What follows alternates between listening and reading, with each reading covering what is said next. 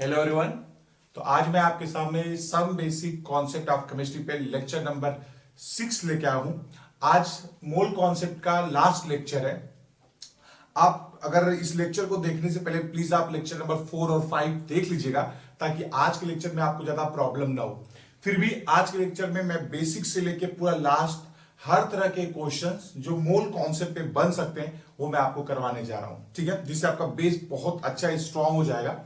तो इस लेक्चर को शुरू करने से पहले मैं आपको एक बार फिर से ब्रह्मास्त्र दे देता हूं इस टॉपिक के प्रॉब्लम सॉल्व करने के लिए, और मैं समझा भी देता हूं कि कैसे आप उसको अप्लाई कीजिएगा।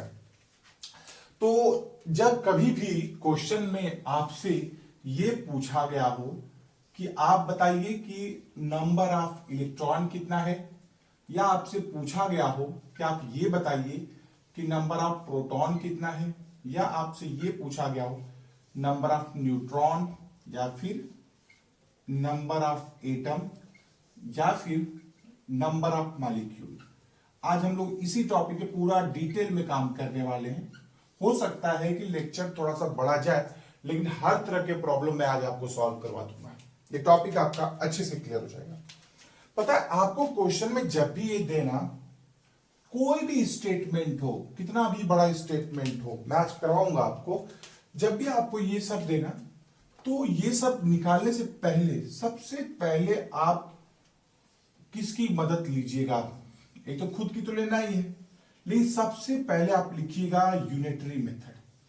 मैं आप आज को दिखाऊंगा कि कैसे यूनिटरी मेथड इतना पावरफुल है। इस पे यूनिटरी मेथड पहले आप लगा लेंगे एक पार्टिकल के लिए। उसके बाद जो चीज आपको पता करना है ना, वो है नंबर ऑफ पार्टिकल। प्लीज अगर आपको नंबर ऑफ पार्टिकल दिया हो तो आप फर्दर ऐसे मूव करिए। नंबर ऑफ पार्टिकल कहां से मिलता है? वो आपको मिलेगा मोल से। अगर आपको मोल पता है तो उसमें आप एवोगाड्रोस नंबर से मल्टीप्लाई कर दीजिएगा, आपको नंबर ऑफ पार्टिकल्स पते चले जाएंगे। 6.022 इंटू 10 टू द पावर 23, ये है एवोगाड्रोस नंबर की वैल्यू, ठीक है। अगर अब क्वेश्चन में हो सकता है वो आपको यहीं से आगे सॉल्व करने को बोल दे, हो सकता है वो यहां से भी आपको आगे जाने के लिए बोल दे, कभी कभी वो मोल ना देके क्वेश्चन में उस सब्सटेंस का वेट देते हैं।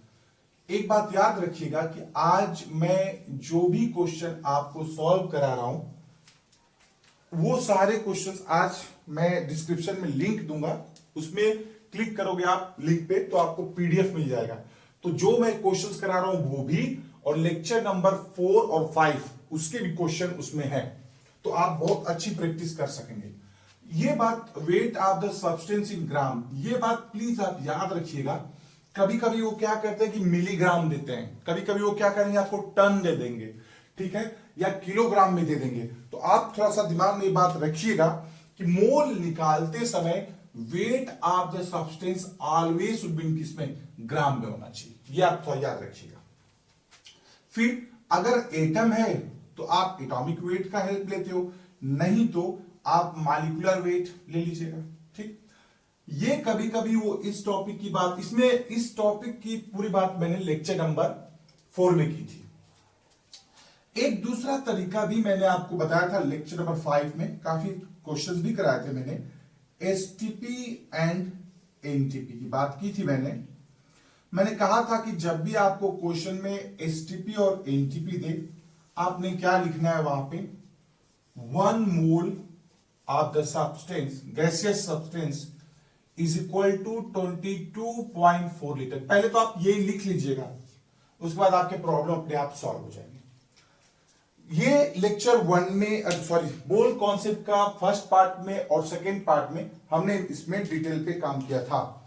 लेकिन आज ऐसा क्या नया होने वाला है, आज थोड़ा सा प्रोसेस रिवर्सिबल भी हो सकता है, प्रोसेस रिवर्सिबल भी हो सकता है, प्रोसेस रिवर्सिबल भी हो जाएगा। कैसे? अब आपसे पूछेगा कि मैं आपको नंबर ऑफ प्रोटॉन दे रहा हूं या आपको नंबर ऑफ एटम दे रहा हूं, तो आप बताइए कि उस कंपाउंड का कितना वॉल्यूम एग्जिस्ट करेगा। या आपसे पूछेगा कि आपको नंबर ऑफ मॉलिक्यूल्स दिया है या आपको नंबर ऑफ पार्टिकल्स दिया है तो उसके कितने वेट होंगे, या किसी कंपाउंड में से सपोज करिए आपको ऐसे लिख देगा Na2SO4 दे देगा और आपसे पूछेगा कि इसमें ऑक्सीजन एटम इतना है, तो आप बताइए सल्फर एटम कितना होगा। तो कुछ नहीं करेंगे हम, पूरे आज के पूरे लेक्चर में मैं फिर से बेस से उठा के एकदम लास्ट तक लेके जाऊंगा। आप अपना प्लीज कॉपी पेन ले लीजिए, एक एक क्वेश्चन को स्टेप बाय स्टेप हम सॉल्व करेंगे, लास्ट तक आपका बहुत अच्छी तरीके से ये कॉन्सेप्ट पूरा मोल क्लियर हो जाएगा। ठीक है, तो एक एक करके मैं क्वेश्चन आपके सामने लेके आता हूं, लेट्स सॉल्व। तो ये रहा क्वेश्चन नंबर 2 आपके सामने, सॉल्व करिए इसको, आंसर आता है तो ठीक, वरना देखिए मैं कैसे सॉल्व कर रहा हूं। Correct, flask P contain 0.5 mole of oxygen gas. कोई एक फ्लास्क है, इसका नाम उन्होंने P दिया हुआ है और कह रहे हैं कि इसके अंदर 0.5 मोल ऑफ ऑक्सीजन गैस है। कौन सी गैस दी गई है? Oxygen gas. सबसे पहले ना क्वेश्चन को लिखना सीखिए, ठीक है ना, वो ज्यादा जरूरी। पहले आप प्रॉब्लम को समझिए कि वो क्या कह रहा है। फिर कह रहा है अनदर फ्लास्क क्यू, एक और फ्लास्क लीजिए आप, इसका नाम क्यू दिया उन लोगों ने। कह रहा है कि contain 0.4 mole of ozone gas. कितना है? 0.4 मोल ऑफ ओजोन गैस। यहां पे ओजोन गैस दिया उन्होंने। अब पूछ रहे हैं विच, देखो ये मिट गया, which of the flask contain greater number of oxygen atom.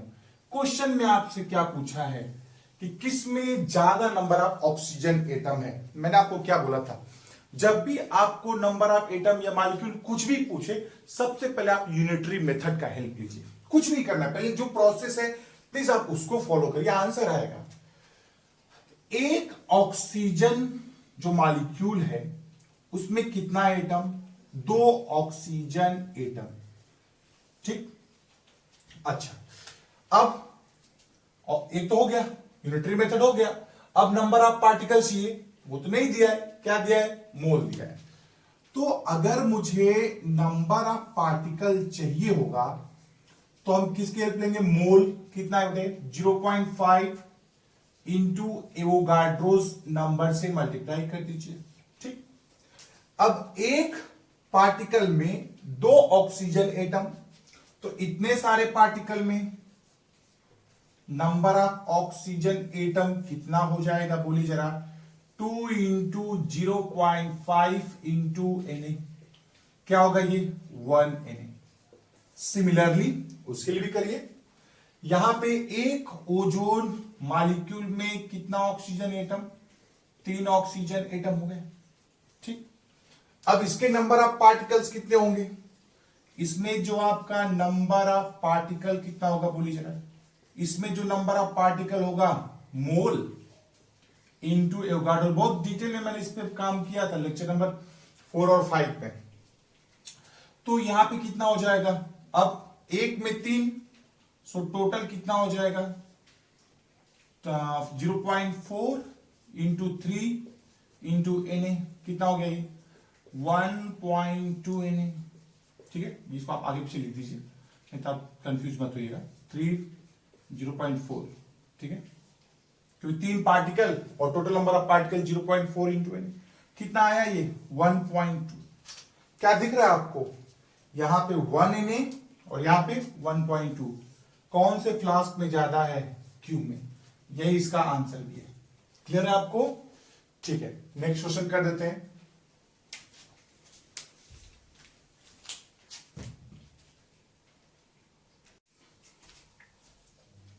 तो ये रहा नेक्स्ट क्वेश्चन आपके सामने, सॉल्व करिए इसको, देखिए आपका आंसर आ रहा है। चलिए पढ़ते हैं। Correct, calculate the number of moles of iron. आपको नंबर ऑफ मोल्स बताना है इस बार। इन ए सैंपल कंटेनिंग इतना एटम।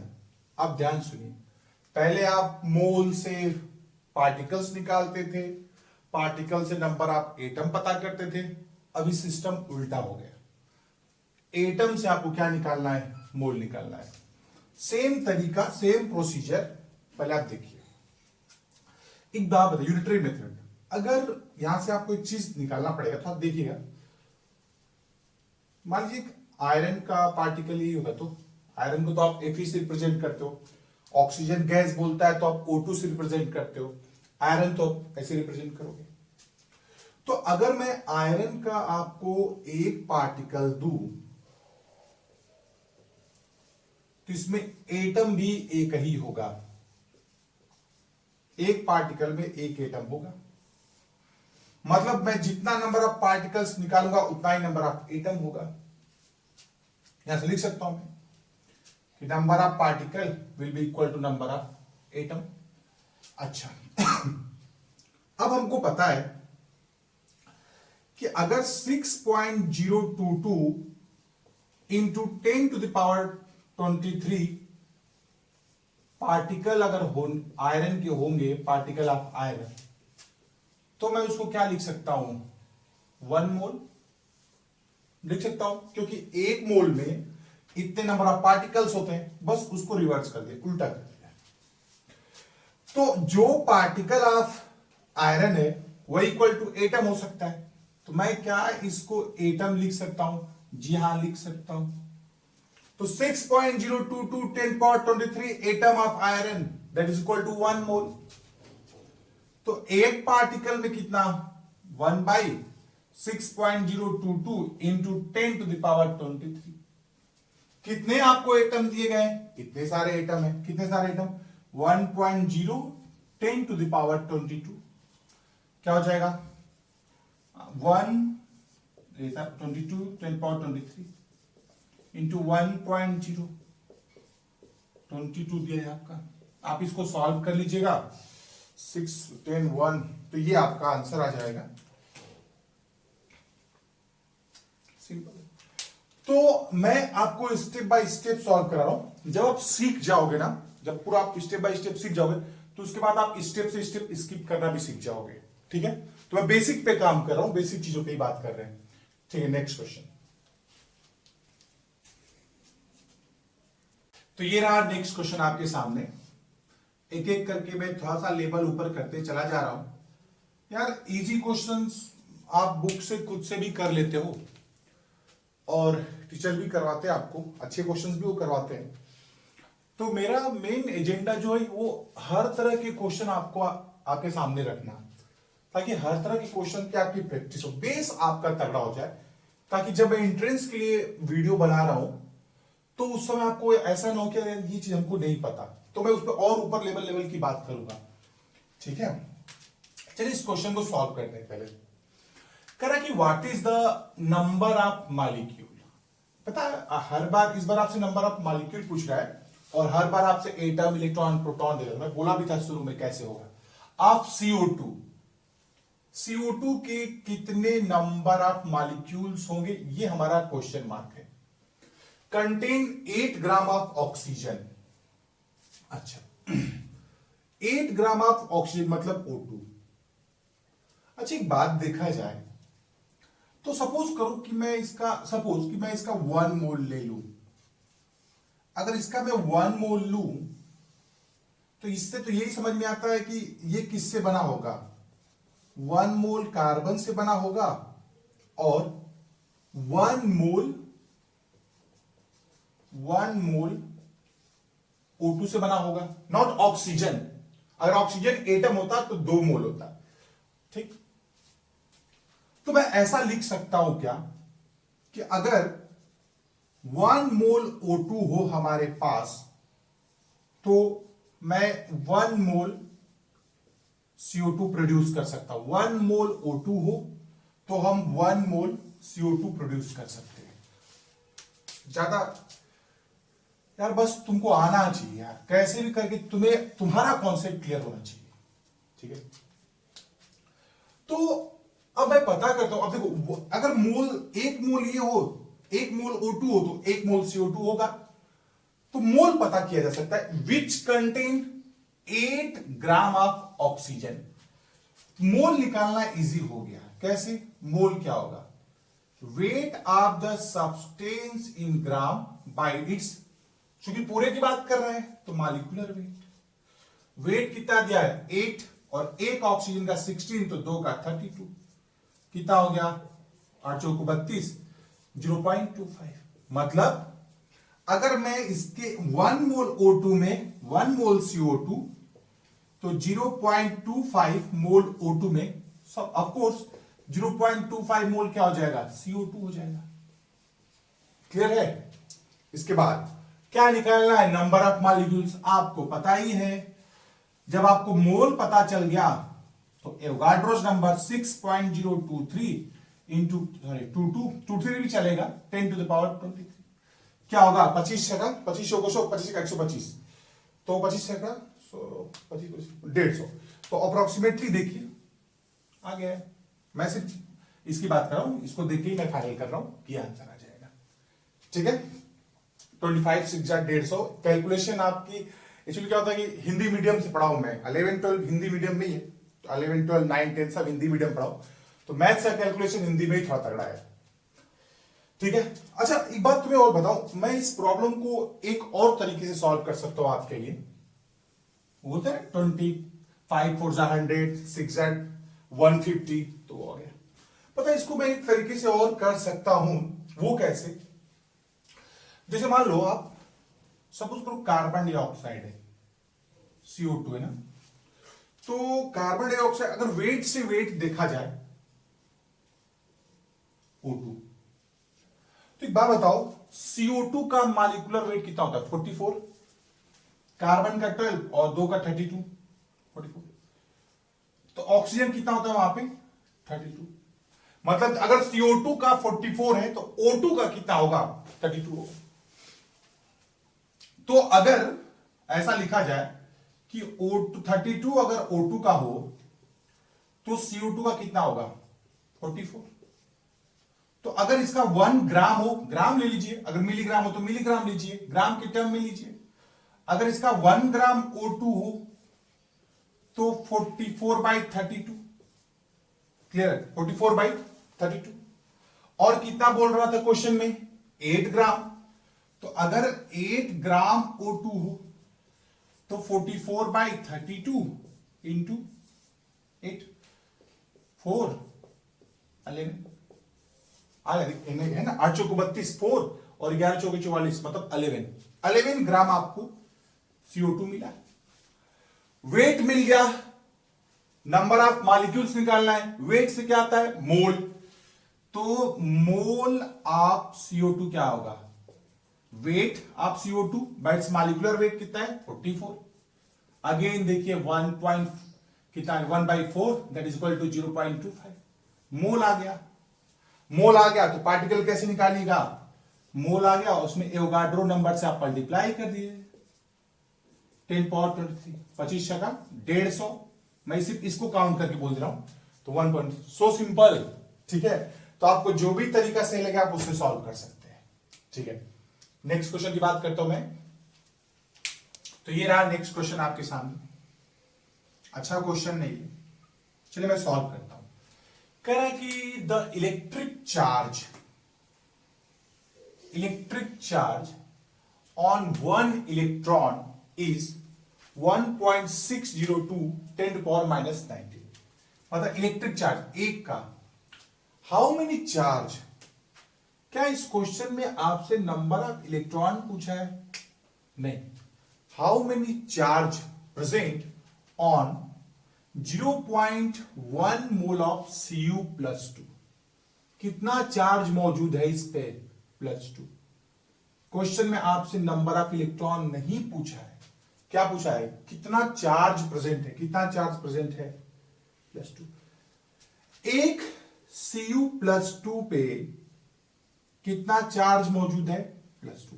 हमेशा यूनिटरी मेथड ही पहला आदमी है, पहला स्टेप है जो आपकी हेल्प करेगा। एक पार्टिकल अगर आपके पास हो Cu+2 का तो उस पे जो इलेक्ट्रिक चार्ज है वो +2 का है।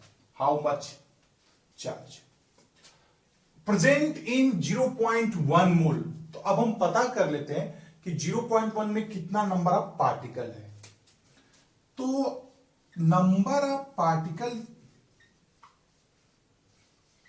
ऑफ Cu+2 कितना हो जाएगा?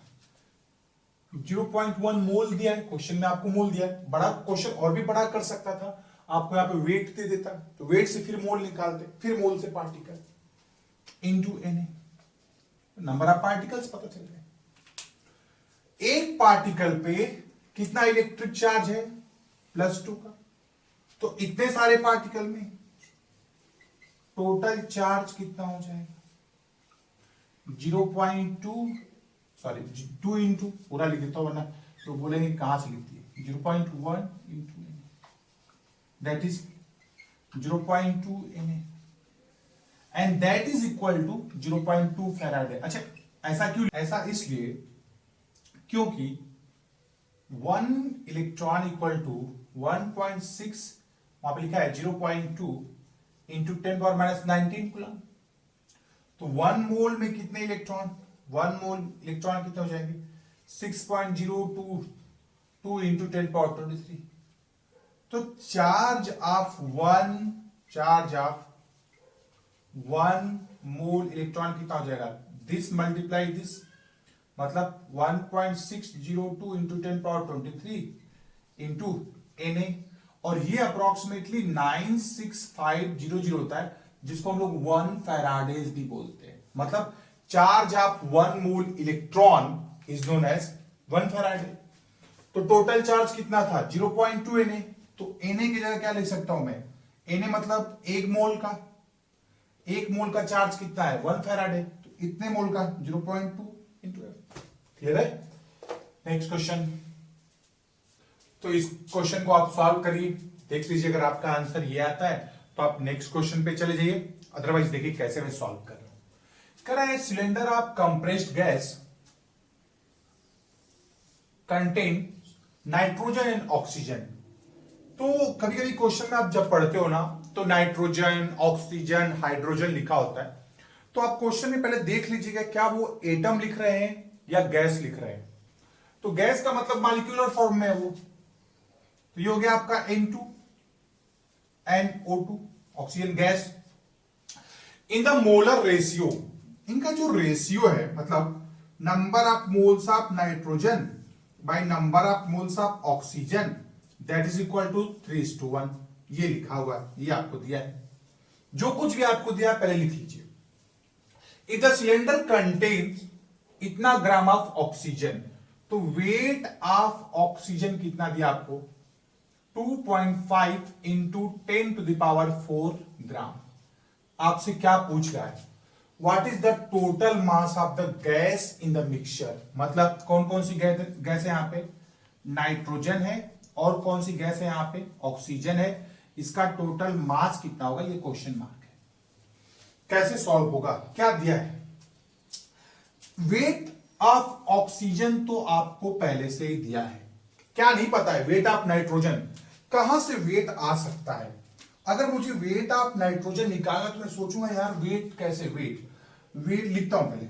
वेट ऑफ नाइट्रोजन मुझे निकालना हो तो, अच्छा, मोल ऑफ नाइट्रोजन, ठीक है। तो अगर मैं इस वेट ऑफ ऑक्सीजन मुझे निकालना हो, तो मॉलिक्यूलर वेट से अगर मैं डिवाइड करता हूं तो मोल आता है। अगर मैं इसमें क्रॉस मल्टीप्लाई कर दूं तो मेरा वेट आ जाएगा। लेकिन मोल ऑफ नाइट्रोजन तो पता नहीं है। क्या दिया है? ये दिया है। कैसे? अगर मैं ऑक्सीजन का मोल निकाल लूं और क्रॉस मल्टीप्लीकेशन कर दूं, तो number of moles of nitrogen आ जाएगा। नाइट्रोजन के लिए मैं यहां रख दूंगा, फिर यहां से ये प्रोसीजर फॉलो करूंगा, वेट आ जाएगा। लेकिन number of moles of oxygen कहां से आएगा? अरे वेट तो दिया ही हुआ है। Simple, number of moles of oxygen क्या हो जाएगा? वेट इन ग्राम। अब ऑक्सीजन O2 है, 1 का 16, 2 का 32, ये अप्रोक्सीमेटली आता है 781.25। ये आपका आ गया मोल। हो गया। अब आपको ये पता चल गया, अब ये निकाल लीजिए। तो number of moles of nitrogen कितना हो जाएगा? 3 इंटू 781.25 कितना हो जाएगा? ये कितना हो जाएगा? 3 × 5 = 15, 3 × 6 = 7, 3 × 1 = 3, 3 × 8 = 24, 3 7 21 2 23 इतना आएगा। थोड़ा कैलकुलेशन देख लीजिएगा, थोड़ा नाजुक है मेरा। ये आ गया आपका मोल। मोल पता चल गया। अब मोल आ गया, मोल में आप मॉलिक्यूलर वेट से क्रॉस मल्टीप्लाई कर दीजिए तो वेट ऑफ नाइट्रोजन कितना हो जाएगा, बोलिए जरा। 2343.75 इंटू नाइट्रोजन कितना होगा 14 28 2 का 20, तो ये आपका वेट ऑफ नाइट्रोजन आ जाएगा।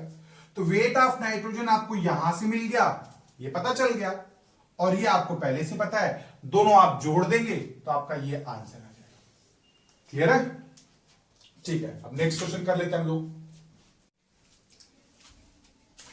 तो एक और अच्छा सा क्वेश्चन आपके सामने, सॉल्व कीजिए इसको आप, और देखिए अगर आपका आंसर ये आ जाता है तो आप नेक्स्ट क्वेश्चन पे चले जाइए, अदरवाइज मैं इसको सॉल्व करता हूं। देखिए कैसे कर रहा हूं मैं।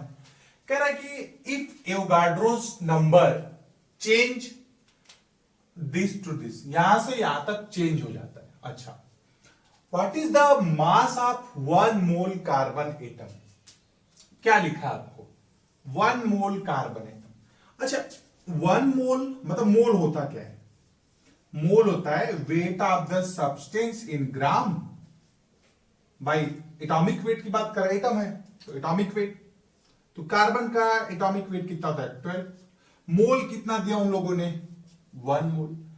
तो 1 मोल क्रॉस मल्टीप्लाई करेंगे आप तो 1 मोल कार्बन एटम का जो वेट आ रहा है वो कितना ग्राम आ रहा है 12 ग्राम। अच्छा, 1 मोल में कितना कार्बन एटम होगा? तो आपको याद करिए कि मोल से हम लोग एटम कैसे आते थे, मोल से हम पहले नंबर ऑफ पार्टिकल्स निकालते थे, पार्टिकल से नंबर ऑफ एटम निकाल लेते थे। तो पहले मोल से पार्टिकल की तरफ जाते हैं, तो नंबर ऑफ पार्टिकल कितना होगा, mole into Avogadro's number 6.022 into 10 to the power 23 जो दिया है, इतना तो हमको पता ही है। अच्छा, ये नंबर ऑफ एटम होगा, क्यों? देखिए, कार्बन का एक पार्टिकल में, अगर मैं कार्बन का आपको एक पार्टिकल दूं तो उसका एटम भी तो एक ही होगा ना, मतलब number of particle that is equal to number of atom लिख सकता हूं, बराबर है। ठीक है, क्या लिख सकता हूं मैं? इतने सारे पार्टिकल या इतने सारे एटम जो 1 मोल में है उसका वेट कितना है 12 ग्राम, मतलब 6.022 into 10 to the power 23 atom of carbon having weight equal to 12 gram. ठीक, तो एक का कितना हो जाएगा? अगर एक एटम की बात की जाए तो 12 by 6.022 into 10 to power 23। Clear है? कितने सारे की दे रहा है वो? इतना। तो 6.02 चेंज कर रहा है, अब वो इससे इतने का था इतना, तो अगर चेंज होके इतना हो जाए, मतलब ये क्वेश्चन कुछ ऐसा है कि इतने पार्टिकल्स का तो आपको पता ही 1 मोल, इतने पार्टिकल्स अगर आपको दे दिया एटम तो उसका वेट कितना होगा। तो 6.022 इंटू 10 पावर 20 की बात की जाए तो एक का पता चल गया आपको,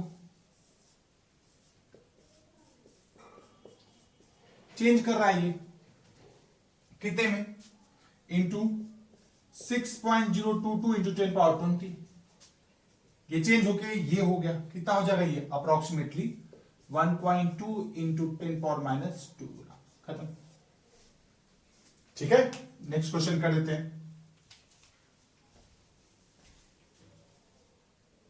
तो ये रहा एक और थोड़ा सा अलग क्वेश्चन है, पढ़ लीजिए आप इसको, पहले रोक के सॉल्व भी कर सकते हैं। चलिए किया जाए। कह रहा है व्हाट वेट ऑफ कैल्शियम, तो weight of calcium is question mark contain the same number of atom, मतलब यहां से हमको पता करना होगा क्या, नंबर ऑफ एटम्स। क्वेश्चन पढ़ के ही समझ आएगा। Same number of atoms present in, मतलब ये नंबर ऑफ एटम्स जो हैं वो मौजूद हैं किसके बराबर, लिखे ना same, in 3.2 gram of sulphur, 3.2 gram of sulphur. तो एक काम करते हैं, यहां से भी नंबर ऑफ एटम्स निकाल लेते हैं और यहां से भी नंबर ऑफ एटम्स निकाल लेते हैं, वो एक दूसरे के बराबर है। तो नंबर ऑफ एटम्स कैसे आएंगे? नंबर ऑफ पार्टिकल्स है। तो नंबर ऑफ एटम्स निकालने के लिए सबसे पहले क्या कीजिएगा, क्या दिया है आपको, वेट नहीं पता है। मान लीजिए कैल्शियम का वेट x है, कैल्शियम का एटॉमिक वेट 40, ये हो गया आपका number of moles. Number of moles में आप एवोगाड्रोस नंबर से मल्टीप्लाई कर देंगे तो नंबर ऑफ पार्टिकल्स आ जाएगा। क्योंकि एक कैल्शियम पार्टिकल में एक पार्टिकल में आपका एक ही एटम है, देख लीजिए, तो जितना नंबर ऑफ आपका पार्टिकल आएगा वही आपका नंबर ऑफ एटम होगा। वो किसके बराबर है? 3.2 ग्राम ऑफ सल्फर के। तो वेट, सल्फर का एटॉमिक वेट, सल्फर का कितना है? 32 है, एक सल्फर का 32 इंटू एवोगाड्रोस नंबर, ठीक है। यहां पे अब एक बात समझना आपको कि इसमें भी एक सल्फर का जो आपका एटम होगा, उसमें जो आपका एक पार्टिकल होगा उसमें भी एक ही सल्फर एटम होगा, तो वहां पे number of particle is equal to number of atom. Solve कीजिए, कैंसिल हो गया, ठीक है। x इक्वल टू ये आ जाएगा आपका 0.1, तो 40 इंटू 0.1 कितना आ गया आपका? 4 ग्राम आ गया, ठीक है। चलिए नेक्स्ट क्वेश्चन सॉल्व कर देते हैं। ये रहा नेक्स्ट क्वेश्चन आपके सामने, सॉल्व करिए इसको आप, ठीक है। देखिए अगर आपके आंसर आ रहे हैं तो ठीक है, वरना देखिए मैं कैसे सॉल्व करता हूं।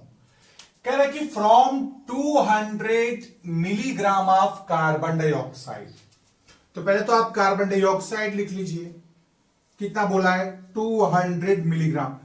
हर बार मैं आपसे यही कहूंगा कि जब भी क्वेश्चन आप पढ़िए, आपको जो कुछ भी दिया आप लिखते रहिए, देखिए आपको बहुत आसानी से समझ में आएगा कि आंसर में क्या निकालना है। ध्यान से देखिए, 200 मिलीग्राम दिया है, कह रहा है कि 10 to the power 21 molecules are removed, मतलब यहां पे अब इसमें जितने भी मॉलिक्यूल हो, इसमें जितने भी मॉलिक्यूल आ जाए, वहां से आपको 10 to the power 21 molecules remove कर देना है। आप मॉलिक्यूल्स रिमूव कर दीजिएगा। इसके बाद जो कुछ क्या कर रहा है, how many moles of CO2 is left, यहां पे जो CO2 बचेगा उसका कितना मोल होगा, वही तो बोल रहा है ना, कितना मोल लेफ्ट, कितना बच गया। तो यार एक चीज समझ में आ रहा है कि ये मॉलिक्यूल है, समझे मेरी बात, ये है मॉलिक्यूल। तो क्यों ना हम एक काम करें कि यहां से पता कर ले मॉलिक्यूल, कितने मॉलिक्यूल हो जाएंगे, वहां से हम मॉलिक्यूल जितने निकालने वो निकाल देते हैं।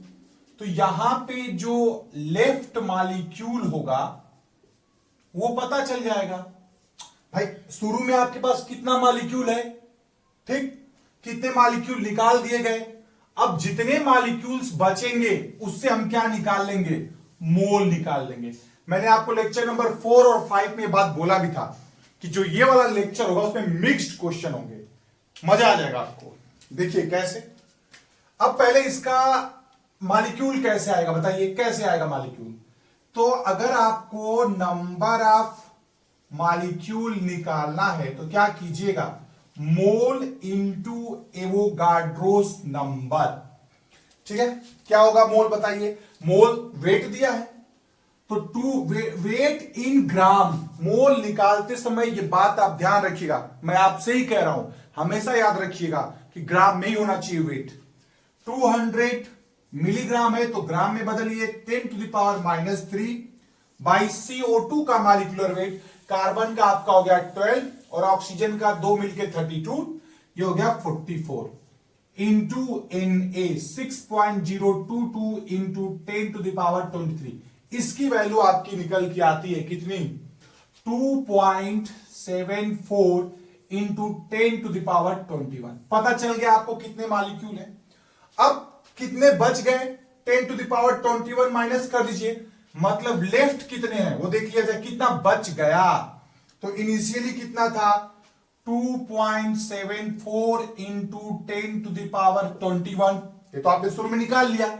यहां से कितना निकाल दिया आपने, 10 टू द पावर 21, देखिए निकाला आपने। इसको मैं लिख देता हूं अच्छे से तो और आसानी होगी आपको समझने में। 1 इंटू 10 टू द पावर 21 लिख सकते हैं, माइनस कीजिएगा 1.74 इंटू 10⁻21 आ गया आपका। ये वो मॉलिक्यूल हैं जो बच गए हैं। ठीक, अब आपको मैंने बोला था तो रिवर्स देखिए कैसे। अगर 6.022 इंटू 10⁻23 मॉलिक्यूल होते तो मैं चुपचाप इसका आंसर 1 मोल लिख देता, क्योंकि 1 मोल में इतने ही मॉलिक्यूल होंगे।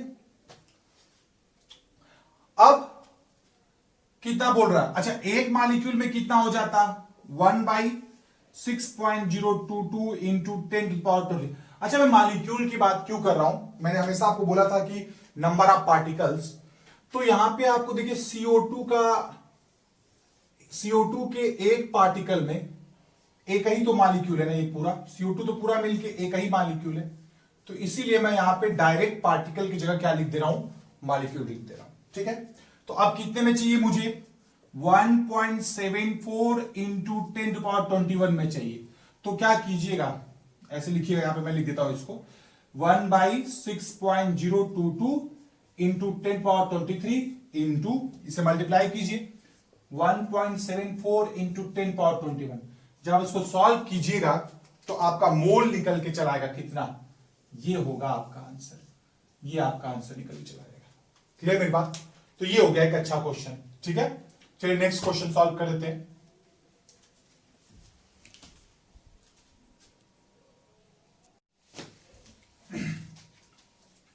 ये एक और अच्छा सा क्वेश्चन आपके लिए, सॉल्व कीजिए आप इसको। ठीक है ना यार, तो लोग मेरे साथ थोड़ा सा प्रैक्टिस करते रहना है ना, तो मैं अपनी तरफ से जितने वैरायटीज आप क्वेश्चन हो सकते हैं वो सब ला के रख रहा हूं तुम्हारे सामने, ताकि मैं कराने को तो और भी क्वेश्चंस करा दूं, और सारे इतने क्वेश्चन है तुम्हारा पूरा कॉन्सेप्ट का धुआं कर दूं। लेकिन प्रॉब्लम ये कि टाइम लिमिटेशन भी देखना होता है और अच्छे क्वेश्चंस का सिलेक्शन भी देखना होता है। तो आप इसको थोड़ा सा करिए, और मैं लेकिन फिर भी मैं क्वेश्चंस में कमी नहीं करूंगा, जितने भी अच्छे क्वेश्चंस होंगे सब आपके सामने रखूंगा। आप आज का जो मैंने जो आज आप लिंक पे जब क्लिक करोगे ना, डिस्क्रिप्शन में जो पीडीएफ आपको मिलेगा उसमें 80 क्वेश्चंस डाले मैंने, 80 क्वेश्चंस, ताकि जो जो डिफरेंट है वो सब मैं करा दूंगा, और जो रिपीटेड है आप घर में प्रैक्टिस कीजिएगा।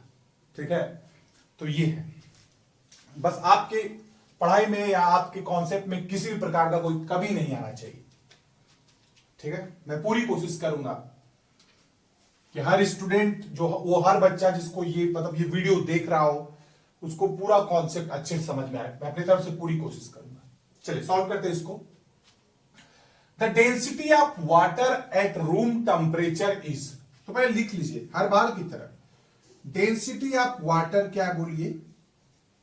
1 ग्राम पर ml, वही है। हाउ मेनी मॉलिक्यूल्स, क्वेश्चन में आपसे नंबर ऑफ मॉलिक्यूल्स दे रहे, पता है क्वेश्चन में आपसे पूछ रहा है कि नंबर ऑफ मॉलिक्यूल्स बताइए। तो यार दोस्त, नंबर ऑफ मॉलिक्यूल्स निकालने का कोई ऑप्शन है क्या? नहीं है, एक ही ऑप्शन है, क्या? मोल। अगर आप मोल पता कर लीजिए तो एवोगाड्रो से मल्टीप्लाई कर दीजिए। अब मोल के दो तरीके बताए थे मैंने, एक तो आपका एसटीपी एनटीपी है, एक कंसंट्रेशन है, वो उसका भी जरूरत नहीं है, एनटीपी एसटीपी, और दूसरा क्या है? वेट बाय आपका एटॉमिक वेट या molecular weight. How many molecules are there in a drop of water?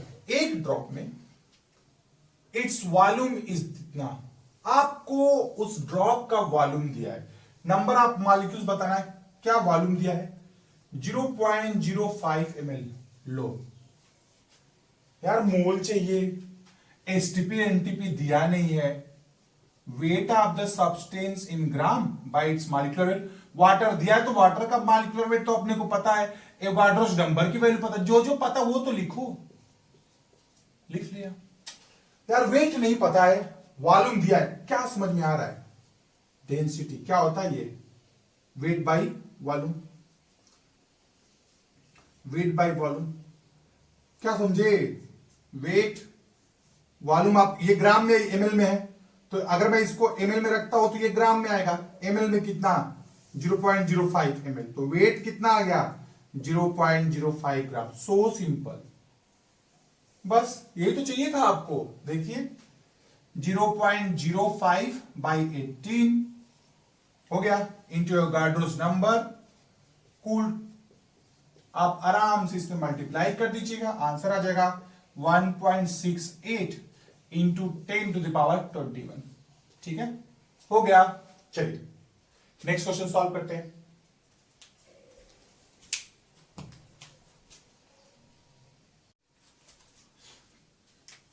ये रहा एक और क्वेश्चन आपके सामने।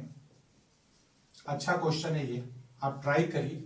देखिए अगर आपका आंसर वो आता है तो आप नेक्स्ट क्वेश्चन पे चले जाइए, वरना इसको देख लीजिए। कह रहा है कि red colour of blood is due to haemoglobin, it contains 0.335% of iron. अच्छा, तो मान लीजिए कुछ हीमोग्लोबिन है, कुछ सब्सटेंस होगा, कुछ भी, इसका 0.335% क्या है, आयरन है। तो इसका टोटल परसेंटेज कितना होगा, 100। मतलब मुझे एक बात समझ में आता है कि इतना परसेंटेज अगर आयरन है तो टोटल वेट कितना है, 100%, क्योंकि 100% के 100 के रिस्पेक्ट में तो लिखा है।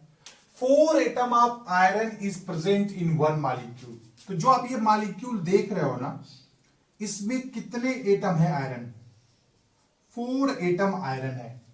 तो आपसे पूछ रहा है कि what is the molecular mass of the haemoglobin. तो सिंपल है, हम इसका वेट पता कर लेंगे।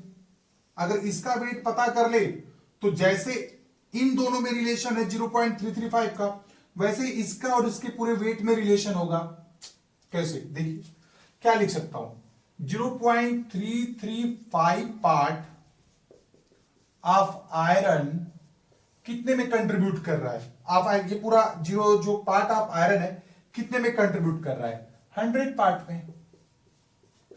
तो एक पार्ट कितने में कंट्रीब्यूट करेगा, 100 बाई 0.335, इतना में कंट्रीब्यूट किया। तो उस पार्ट का मास कितना है, इस पूरे पार्ट का जितना मास होगा तो उतना मास कितने में कंट्रीब्यूट करेगा। तो एक पार्ट में इतना कंट्रीब्यूशन, तो इतने मास में कितना कंट्रीब्यूशन, मल्टीप्लाई कर दीजिए। तो 4 इंटू मॉलिक्यूलर मास कितने में कंट्रीब्यूट हो जाएगा, कितना मास कंट्रीब्यूट कर देगा पूरा, तो 0.335 इंटू, तो इतना टोटल मास आ जाएगा आपका कितना, 4 into molecular weight of iron कितना होगा, देखिए तो जरा, 100 बाई 0.335 इंटू 4 इंटू 55.84 कितना होगा, ये मल्टीप्लाई करने पे 4 चौको 16, 4 32, 33, 4 5 20, 33, 4 5 20, 2 22, ये आ जाएगा। तो आप इसको जब मल्टीप्लाई कर लीजिएगा तो मास निकल के चला आएगा, कितना आएगा, 66675। तो ये हो गया एक अच्छा क्वेश्चन। ठीक है, नेक्स्ट क्वेश्चन, ये एक और अच्छा सा क्वेश्चन आपके सामने, सॉल्व कर लीजिए इसको। देखिए आपका आंसर ये आता है तो ठीक है, वरना देखिए कैसे सॉल्व करता हूं मैं। कह रहा है the vapour density of the gases molecule. मैं आपको बात बता दूं, जब भी कभी भी आपको क्वेश्चन में वेपर डेंसिटी देना, तो आप क्या करिएगा, आप सीधा वहां पे साइड में लिखिएगा vapour density is nothing but molecular weight by 2, बस आप ये लिख लीजिएगा। तो आपका इसका डर खत्म हो जाएगा, क्योंकि ये आपका फैमिलियर है। आप गैसियस एलिमेंट, कोई एलिमेंट गैसियस एलिमेंट है, जेट कोई गैसियस एलिमेंट है, इसकी जो वेपर डेंसिटी है इस 5 टाइम्स किसकी वेपर डेंसिटी के, ऑक्सीजन गैस के वेपर डेंसिटी का 5 टाइम्स है। ये तो क्लियर है यहां पे। If the molecule is try atomic, अच्छा तो ये आपका क्या है, ट्राई एटॉमिक है, ठीक है ना। What will be the its atomic mass, इसका एटॉमिक मास कितना होगा, देखिए क्या लिखिएगा, वेपर डेंसिटी ऑफ ऑक्सीजन क्या लिख सकता हूं, इसका मॉलिक्यूलर वेट बाई 2 लिख सकता हूं, इसका मॉलिक्यूलर वेट बाई 2 लिख सकता हूं। इसका क्या हो जाएगा, अब इसके लिए सिमिलरली, तो molecular weight of Z3 by 2 लिख सकता हूं ऐसे, क्योंकि vapour density is nothing but molecular weight by 2। तो कितना हो जाएगा, ये 2 से 2 कट गया, क्या हो जाएगा, ये molecular weight of Z3 is equal to 15 10 15 160 हो गया आपका ये। अब क्या कीजिएगा, अब 3 एलिमेंट है, तो ये जो मॉलिक्यूलर वेट, जो मॉलिक्यूल बना वो 3 एटम से बना है, तो 3 into atomic weight of Z, क्योंकि 3 लोग से बना है तो वह Z plus Z plus Z, तो 3 बाहर ले लिया, कितना आता है 160।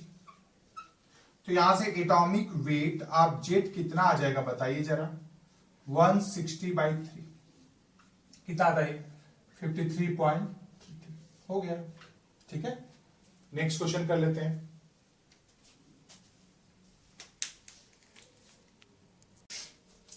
तो ये रहा एक और क्वेश्चन आपके सामने, इस बार मैंने एनटीपी लिख दिया है ताकि थोड़ा राहत हो। कह रहा है कि how many molecules of CO2, how many molecules. तो एक बात बताइए मुझे, जब कभी भी नंबर ऑफ मॉलिक्यूल्स चाहिए होगा तो किसकी सहायता लूंगा मैं, मोल की, इंटू एवोगाड्रोस नंबर। यहां पे तो एनटीपी लिखा है, मतलब एक बात तो दिमाग में क्लियर है कि वॉल्यूम से ही कुछ करना है, क्योंकि मोल निकालने का 2 तरीका बताया था मैंने, वेट बाय एटॉमिक वेट या मॉलिक्यूलर वेट, ये ग्राम में, दूसरा था एसटीपी या फिर एनटीपी। तो ये बात तो पक्का है कि ये वाला कहानी खत्म, हम यहां पे इसकी बात करेंगे। और ये किसकी बात करता है, वॉल्यूम की।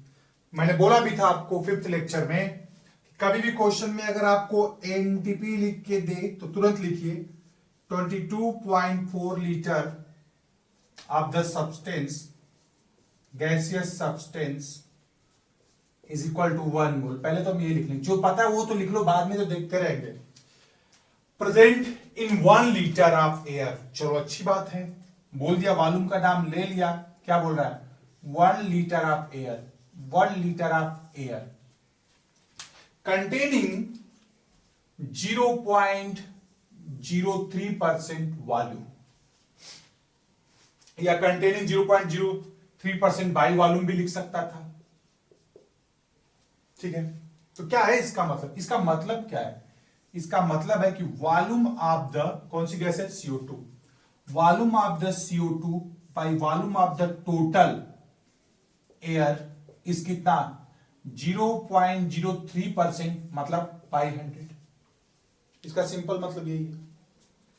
अच्छा, परसेंटेज में 3 बात होती है, वेट बाई वेट परसेंट हो सकता है, वेट बाई वॉल्यूम परसेंटेज हो सकता है, वॉल्यूम बाई वॉल्यूम परसेंटेज हो सकता है। चूंकि यहां पे एयर की बात की गई है तो इसलिए हम यहां पे, और एयर पूरा टोटल भी एयर है और जिसकी पूछ रहा है वो भी एयर है, तो इसलिए हम वॉल्यूम बाई वॉल्यूम परसेंटेज लिख रहे हैं, तो आपको डाउट नहीं होना चाहिए।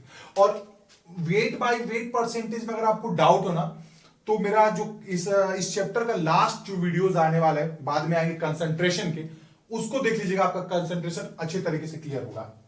तो खैर यहां पे इसको क्या लिख सकते हैं, इसका मतलब क्या है, जरा इसको समझा जाए, इसको लिख क्या सकते हैं। इसका मतलब यह है कि लीटर, तो नीचे भी लीटर ले लेते हैं क्योंकि क्वेश्चन में उन लोगों ने लीटर से ही काम किया है। तो क्या है इसका मतलब इन 100 litre of air volume of carbon dioxide is 0.03 litre. इसका मतलब ये है सिंपल। तो 1 लीटर एयर में कितना होगा 0.03/100, ये लीटर होगा 1 लीटर एयर में। और क्वेश्चन में 1 लीटर एयर पूछ ही रहा था, अगर 5 लीटर देता तो 5 से मल्टीप्लाई करते, 1 का निकालने के बाद 5 से मल्टीप्लाई करते, क्वेश्चन इजी करने के लिए आपको 1 लीटर दया कर दिया, वो 1 लीटर तो आपको यही दे दिया, तो 1 लीटर का वॉल्यूम ये हो गया।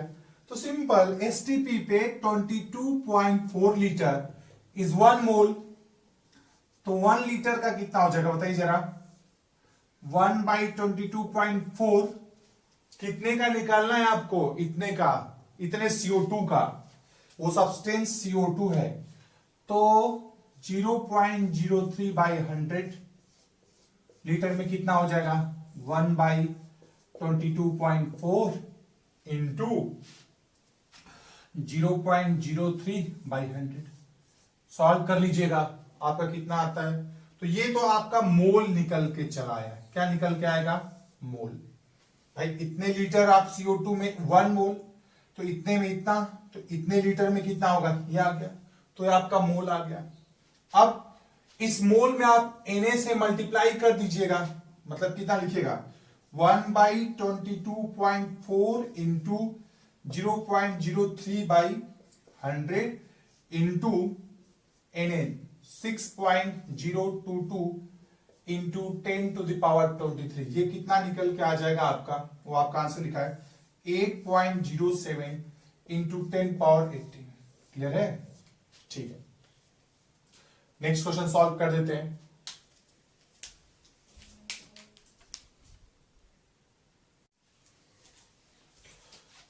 तो ये रहा एक और क्वेश्चन आपके सामने, ट्राई कीजिए आप उसको।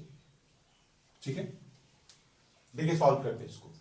कह रहा है कि the actual volume of a molecule of water, आपको वाटर के एक मॉलिक्यूल का वॉल्यूम बताना है।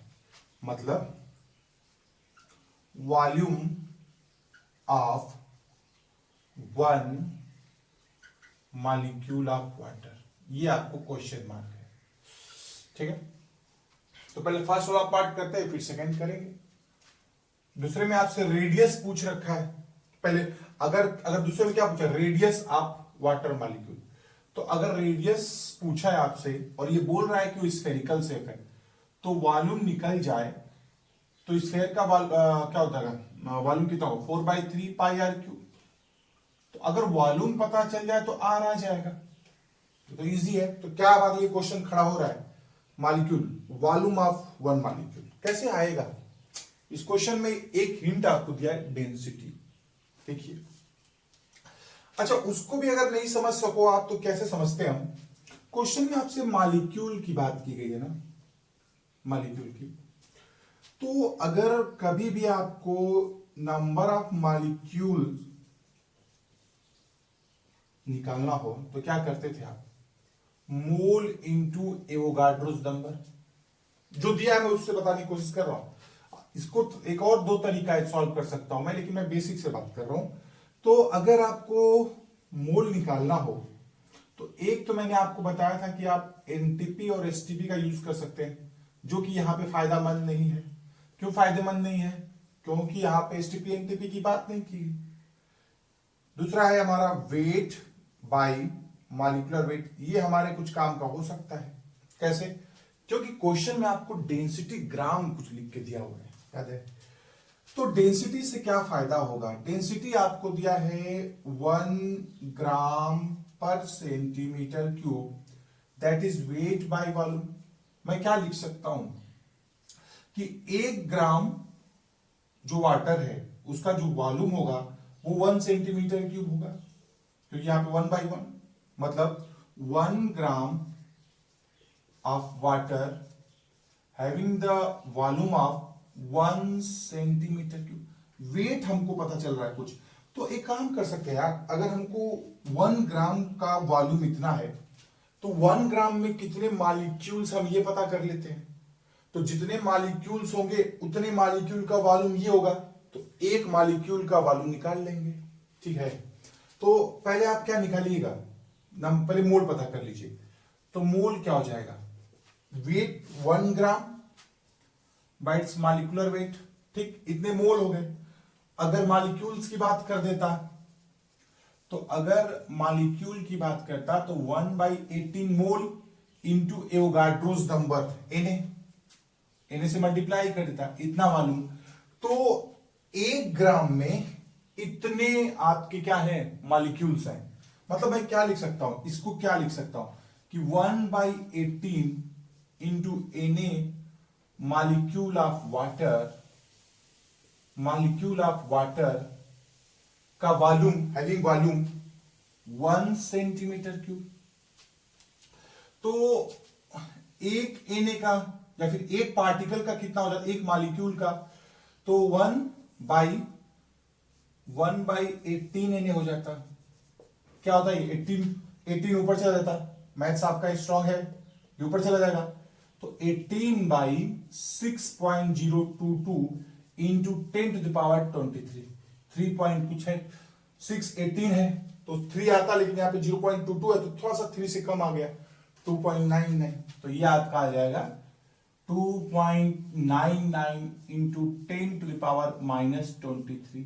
सीसी मतलब सेंटीमीटर क्यूब, आप इसको सीसी लिख भी सकते हैं, चाहे सेंटीमीटर क्यूब भी लिख सकते हैं, क्योंकि 1 cc equal to 1 cubic centimetre. ठीक है, यहां पे तो ये हो गया आपका फर्स्ट पार्ट। ठीक है, आप सेकेंड पार्ट में क्या कीजिएगा, अब आपको वॉल्यूम पता है, वॉल्यूम आपको दे दिया कितना, तो एक मॉलिक्यूल का 2.99 10⁻⁻23, ये बी वाला पार्ट है आपका, that is equal to 4/3 pi r cube, तो ये हो जाएगा 2.99 10⁻⁻23, 3 इधर आ जाएगा, बाई आर का कितना आ जाएगा 4, और पाई का वैल्यू 3.14 रख दीजिएगा, इसका क्यूबिक रूट ले लीजिएगा तो आर आ जाएगा, क्या निकल के आएगा ये 1.925 इंटू 10⁻, इस आर की वैल्यू ये आ जाएगी सेंटीमीटर में, आप चाहे तो उसको एंगस्ट्रॉम में भी कन्वर्ट कर सकते हैं। तो ये एक बेसिक तरीका है जिससे आप न्यूमेरिकल्स को सॉल्व कर सकते हैं। कुछ लोग ये भी सोच सकते थे कि यार वॉल्यूम निकालने की, कुछ लोग सोचते हैं कि 1 ग्राम में 1 सेंटीमीटर क्यूब, तो 18 ग्राम में कितना होगा, क्योंकि अगर 18 ग्राम ले लेंगे तो डायरेक्ट मोल लिख सकते हैं। वो 18 ग्राम अगर जैसे मोल आपका इसे मान लीजिए लिखना हो, बता दो आपको एक और तरीका, कुछ लोग ऐसा करेंगे कि मोल क्या होता है, वेट बाय मॉलिक्यूलर वेट लिख देंगे। ठीक है, तो 1 मोल में, तो उसका 1 मोल का अगर निकाला जाए वेट तो 18 ग्राम आ जाएगा, क्योंकि क्रॉस मल्टीप्लीकेशन कर दोगे आप, तो जब वो 18 ग्राम आता है तो 1 मोल में 1 एवोगाड्रोस पार्टिकल होते हैं, तो इतने एवोगाड्रोस पार्टिकल और 18 ग्राम का वॉल्यूम कितना हो जाएगा 18 सेंटीमीटर क्यूब, तो 1 मोल एवोगाड्रोस नंबर का वॉल्यूम इतना, तो एक मॉलिक्यूल्स का कितना वॉल्यूम हो जाएगा, तो वो आसानी से निकलता है। वो दूसरा तरीका है, बट वो जब आप एंट्रेंस में, जब मैं नीट और जेई के लिए न्यूमेरिकल्स बना रहा हूं तो मैं वहां उस तरह के करा दूंगा। ये फिलहाल पूरा प्रोसेस है जिससे आप फेल नहीं होइएगा, सॉल्व कीजिएगा। चलो नेक्स्ट प्रॉब्लम की बात करते हैं।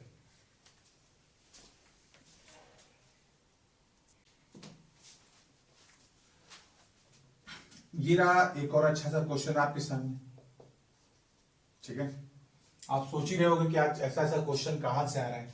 एक्चुअली ये इसलिए आ रहा है क्योंकि हम लोग भी जब क्लास 11-12 में थे तो ऐसे क्वेश्चन कौन भी स्किप मार देते थे, क्या कौन करेगा एग्जाम में, तो आता नहीं, सर से पूछते सर आएगा क्या, सर ने बोला नहीं छोड़ दो टॉपिक। लेकिन जब प्रिपरेशन करना शुरू किया एंट्रेंस के लिए तो समझ में आया कि क्या क्या छोड़ के आए। पता है जो क्लास 11-12 का ड्यूरेशन होता है ना, यही सबसे सही ड्यूरेशन है प्रैक्टिस करने के लिए। उसके बाद आपको कम समय में ज्यादा प्रैक्टिस करना पड़ता है। तो मेरा पूरा कोशिश है कि आप बेस स्ट्रॉन्ग कर लीजिए बस। चलिए देखिए ये क्वेश्चन को सॉल्व करते हैं ना। कह रहा the coating of cobalt that is इतना सेंटीमीटर थिक।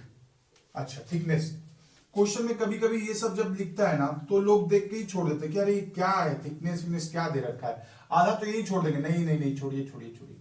ऐसा आता है क्या इतना बड़ा क्वेश्चन, अरे एग्जाम में दे भी सकते हैं और फिर आगे चल के अगर आप एंट्रेंस का तैयारी करोगे तो ऐसे क्वेश्चंस आपके सामने आएंगे तो फिर क्या बोलिएगा, क्या रे, तो फिर आपको बेस पढ़ना पड़ेगा।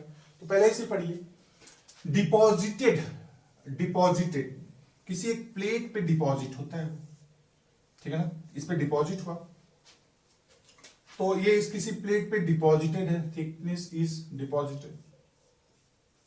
इसका क्या दिया है आपको, एरिया दे रखा है, इसका एरिया आपको दे रखा है, पता है। अब यहां पे दो बात दिया है ना, पूरा क्वेश्चन पढ़े आप एक बात समझिए, एरिया दिया है थिकनेस दिया है, तो एक बात तो पक्का है कि यहां वॉल्यूम का कुछ लोचा होगा। एरिया इंटू थिकनेस, जो जैसे यहां सरफेस है, हाथ पूरा ये सरफेस है, इसका एरिया दे दिया और कह रहा है कि इतना थिक लेयर इस पे जमा हुआ है, इतना थिक लेयर, तो एरिया और हाइट क्या हो जाएगा आपका, वॉल्यूम हो जाएगा। तो मुझे एक बात तो दिख रहा है कि यहां वॉल्यूम कुछ होगा। अब कह रहा है कि टोटल एरिया, अच्छा वॉल्यूम के आसपास कौन होता है, डेंसिटी है। डेंसिटी क्या होता है बोलिए जरा, वो होता है वेट बाय वॉल्यूम, ठीक है ना। यहां से पक्का कुछ देखना, यही होगा आगे। Total area, how many atoms, आपसे पूछ रहा है कि हाउ मेनी एटम्स। एक बात बताओ यार, मैंने आपको क्या बोला था, जब भी आपको एटम्स निकालना हो तो आप नंबर ऑफ पार्टिकल्स पता करते हो, बेसिक वही रूल फॉलो करना है। तो एक बात बताइए कि अगर किसकी बात है, कोबाल्ट, तो कोबाल्ट का अगर मैं एक पार्टिकल लूं, इसका अगर मैं एक पार्टिकल लूं तो ऑब्वियसली इसका एक ही एटम होगा एक पार्टिकल में, दिख रहा होगा आपको। तो मैं पार्टिकल की जगह एटम लिख सकता हूं।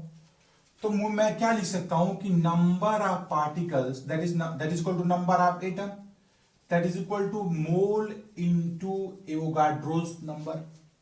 सिंपल है।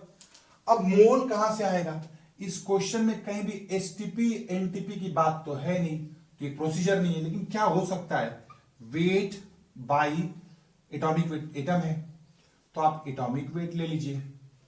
मुझे एक बात समझ में आ रहा है कि यहां पे एटॉमिक वेट तो हमें पता है, क्या नहीं पता है वेट। अगर वेट पता चल जाए तो मोल आ जाए तो एवोगाड्रोस से मल्टीप्लाई के नंबर ऑफ एटम। वेट कहां से आएगा, कुछ दिख रहा है आपको, वॉल्यूम आपको पता चल जाएगा, वेट यहां से आ जाएगा, बस डेंसिटी दिया हो, क्वेश्चन में आपको डेंसिटी दे रखा है, सो सिंपल।